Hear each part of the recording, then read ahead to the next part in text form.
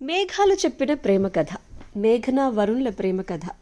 మధ్యలో ఆదిత్య వచ్చి ఏం చేశాడో తెలుసుకోవాలంటే మేఘాలు చెప్పిన ప్రేమ కథను చూసేయాలి. మొబైల్ మసాలా వారి 3 ముక్కలో చెప్పాలంటేలో నరేష్ అగస్త్య, రబియా కలిసి నటించినటువంటి, ఉమా గారు ప్రొడ్యూస్ చేసినటువంటి, విపిన్ దర్శకత్వంలో వచ్చినటువంటి సినిమా గురించి మాట్లాడాలంటే మంచి విజువల్ ట్రీట్ అని చెప్పాలి. మంచి వాల్పర్ అనేటువంటి ప్లేస్కి తీసుకుని వెళ్ళిపోయారు. అక్కడ ఉన్నటువంటి లొకేషన్స్ని అందంగా చూపించారు. ఎప్పుడైనా లేపుకెళ్ళిపోవడం చూసావా అంటూ ఇంట్రెస్టింగ్గా ఉండేటువంటి డైలాగ్స్ని కూడా మనకి అందించారు.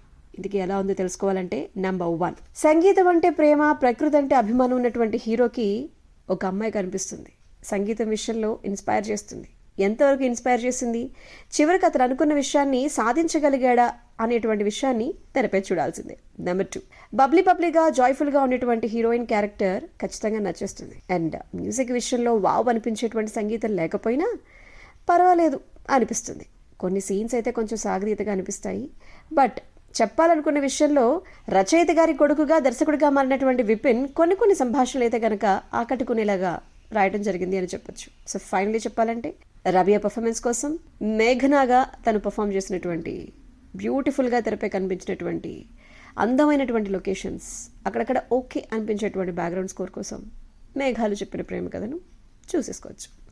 RJ Sunitha rating 2.5 stars.